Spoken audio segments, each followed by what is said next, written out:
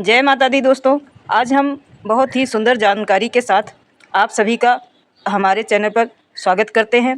आज हम आपको बताने वाले हैं माता जी के नवरात्रों में कौन से फूल अर्पित करने चाहिए और कौन से नहीं, कौन सा दान देना है और कौन सा नहीं।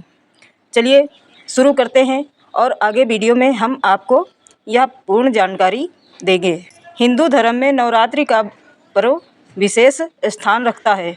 वर्ष में 4 बार नवरात्रि आती हैं, चैत्र, आषाढ़, अश्विन, शारदी और माघ। इनमें चैत्र और शारदी नवरात्रि मुख्य मानी जाती हैं। इन 9 दिनों तक देवी दुर्गा के 9 रूपों की पूजा अर्चना, व्रत, हवन और जप तप किए जाते हैं। माना जाता है कि इन दिनों में माता धरती पर विराजमान होकर अपने भक्तों का कल्याण करती हैं। इसलिए इन दिनों में माता को प्रसन्न करने के लिए विशेष चढ़ावा और दान का महत्व है। चढ़ावा यानी वह अर्पण जो भक्त अपने प्रेम और भक्ति से माता को अर्पित करता है। शास्त्रों में कहा गया है, जो वस्तु सच्चे मन और श्रद्धा से चढ़ाई जाती है वही देवी को प्रिय होती है। चढ़ावे का महत्व केवल वस्तु में नहीं बल्कि उस भावना में है जिसके साथ भक्त उसे अर्पित करता है। फिर भी कुछ वस्तुएं देवी को विशेष प्रिय हैं और उन्हें चढ़ाने से विशेष फल मिलता है। वहीं कुछ वस्तुएं वर्जित मानी गई हैं जिन्हें भूल कर भी अर्पित नहीं करना चाहिए। तो दोस्तों, इस जानकारी को पूरा सुने। कहते हैं, आधा अधूरा ज्ञान नुकसानदायक होता है।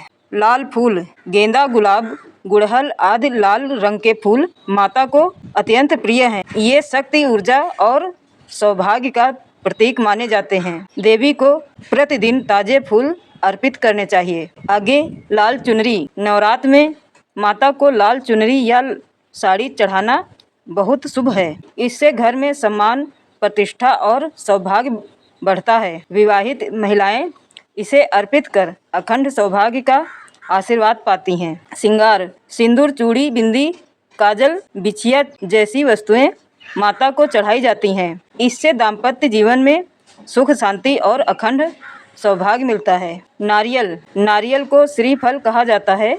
माता को नारियल चढ़ाने से घर में धन धान्य और संपन्नता आती है। ध्यान रहे, नारियल पूरा और बिना फटा हुआ होना चाहिए।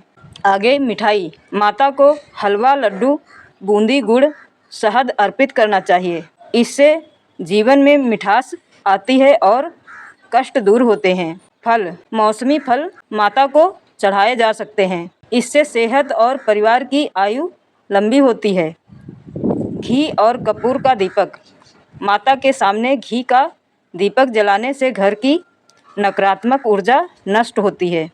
कपूर जलाने से वातावरण पवित्र और शुद्ध करता है। अखरोट, सुपारी और पान, ये अर्पित करने से बुद्धि, विवेक और स्थिरता मिलती है।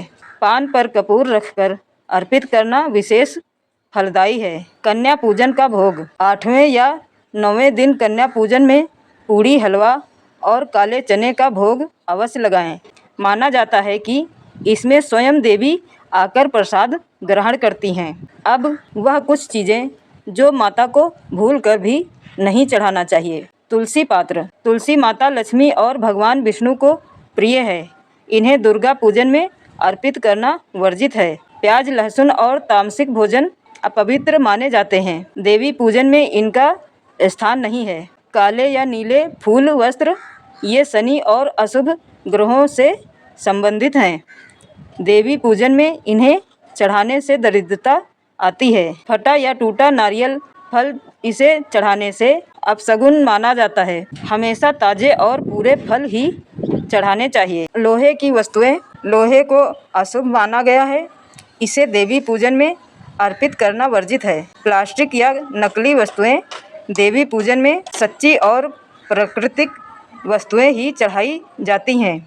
नकली वस्तुएं चढ़ाने से पूजा का फल नहीं मिलता। अब आपको आगे बताते हैं कि नवरात्र में क्या दान करना चाहिए और क्या नहीं। दान को शास्त्रों में सबसे बड़ा पुण्य बताया गया है। कहा गया है कि अन्न दान सबसे श्रेष्ठ दान है।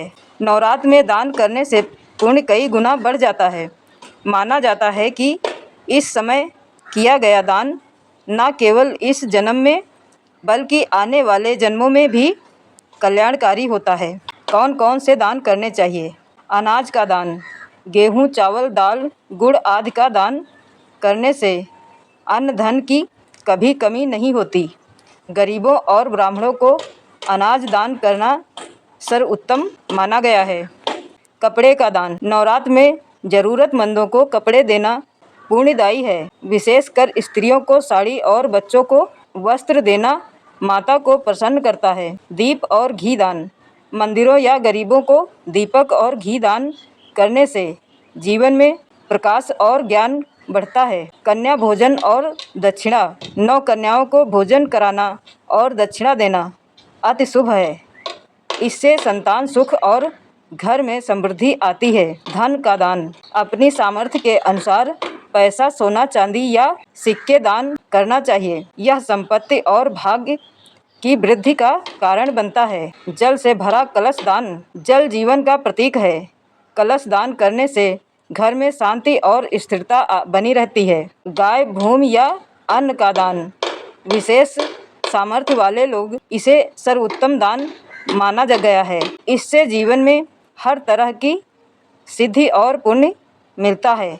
लेकिन यह दान उन्हीं को करना चाहिए जिनके पास अपार संपत्ति है। आइए यह भी जान लेते हैं कौन सा दान हानिकारक होता है। फटे कपड़े दान में नहीं देने चाहिए। इसे दान करने से दुर्भाग्य और दरिद्रता बढ़ती है। टूटे बर्तन दान ना दें। टूटा हुआ बर्तन अशुभ फल देता है और गरीबी बढ़ाता है। नमक का दान, नमक दान करने से रिश्तों में कड़वाहट और पारिवारिक कलह हो सकती है।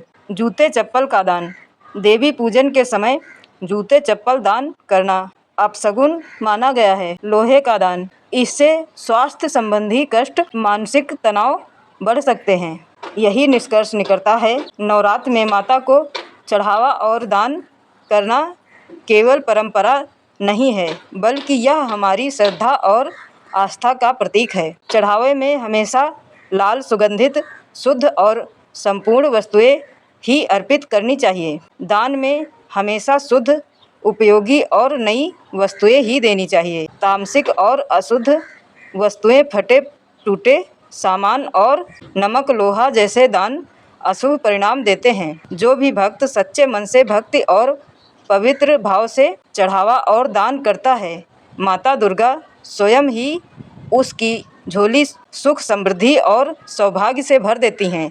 जय माता दी दोस्तों, जोर से जयकारा बोलिए। सच्चे दरबार की जय। जय हो माता रानी।